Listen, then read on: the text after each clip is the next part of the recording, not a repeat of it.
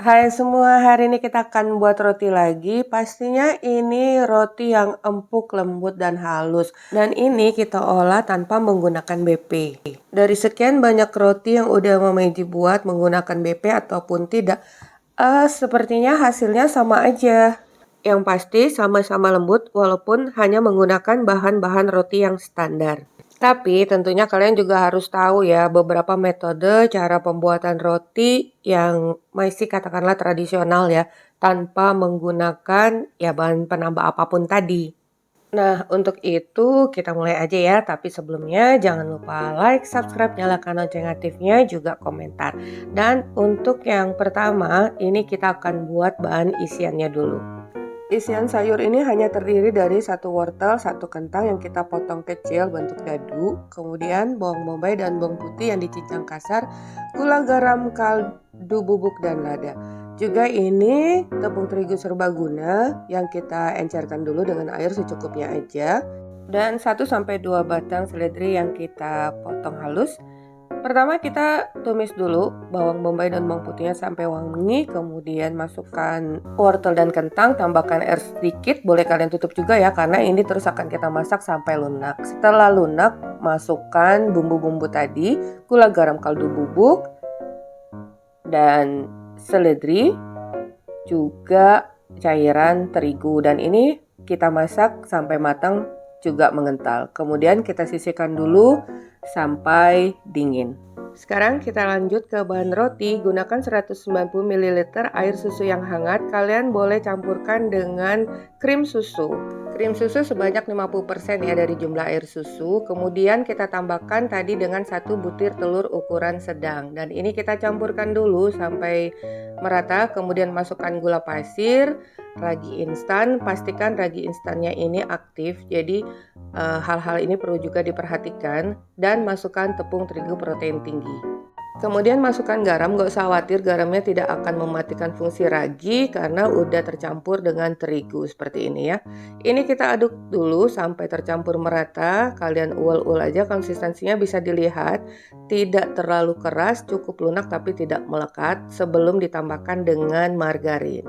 Nah, jadi penggunaan krim susu tadi juga berguna untuk membantu melembutkan roti secara alami.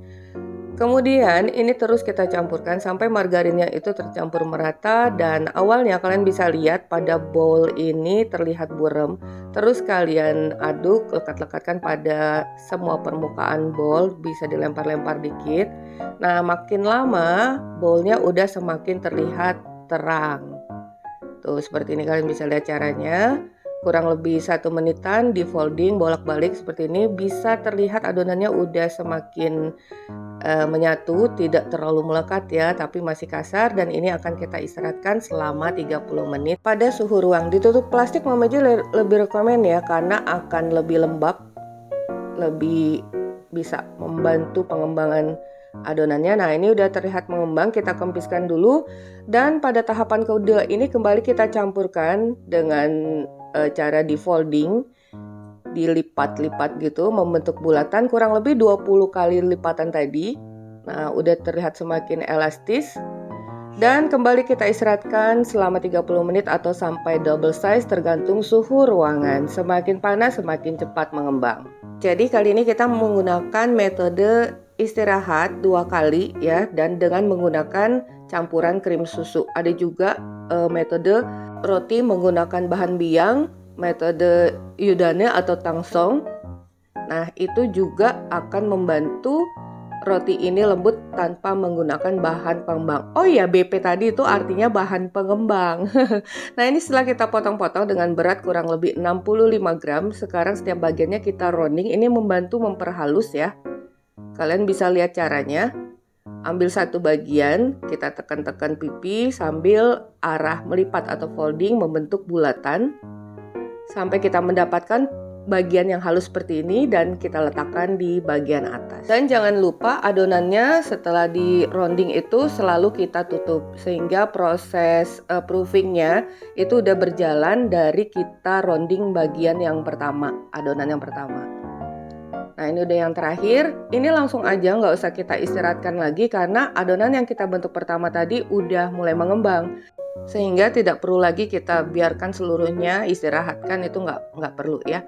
Kita mulai dari urutan yang pertama, ini kita pipihkan bentuk memanjang, kemudian kita balik karena permukaan yang halusnya tadi agar berada di bagian atas nantinya. Kita pipihkan seperti ini ya, kurang lebih berapa tuh, 15 kali 6 cm, disesuaikan aja, jangan terlalu tipis juga atau terlalu tebal. Kemudian kita masukkan 1 sendok makan bahan isian, rapatkan kedua sisinya, kemudian kita gulung. Oh ya, BP atau bahan pengembang tadi misalnya yang umum sering digunakan adalah Bakerin Plus atau Baker Bonus ya, itu.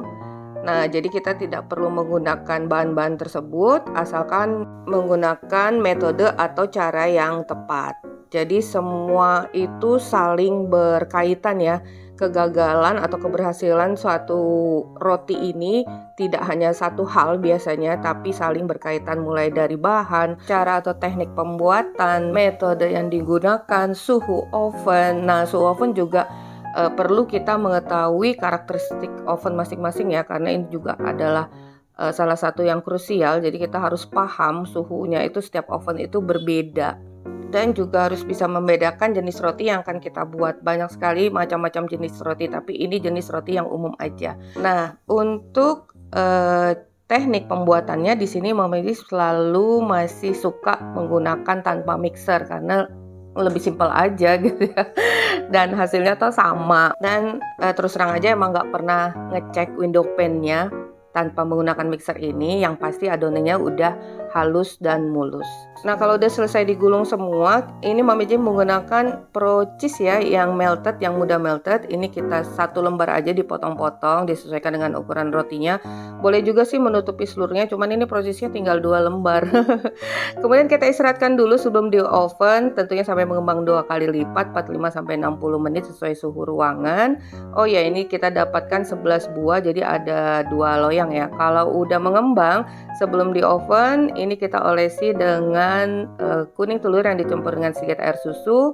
Dan jangan lupa oven itu dipanaskan dulu kurang lebih 15-20 menit. Dan sekarang kita oven dengan suhu 190 derajat Celcius, api atas dan bawah, 25-30 menit sesuai oven masing-masing. Ini Mama Edi 30 menit. Nah, resep asli itu 25. Nah, itu tadi karena beda saat 25 itu masih belum kokoh. Jadi sampai mateng terlihat sedikit kokoh tapi juga nggak boleh kelamaan.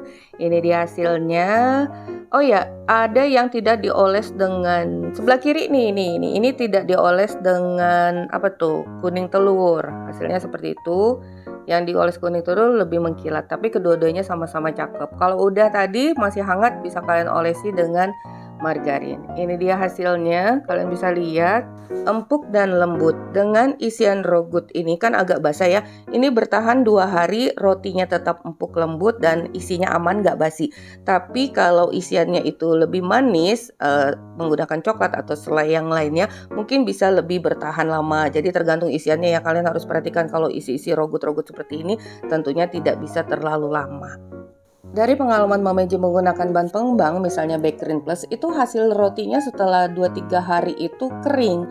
Nah, bagaimana dengan pengalaman kalian? Tulis di kolom komentar ya.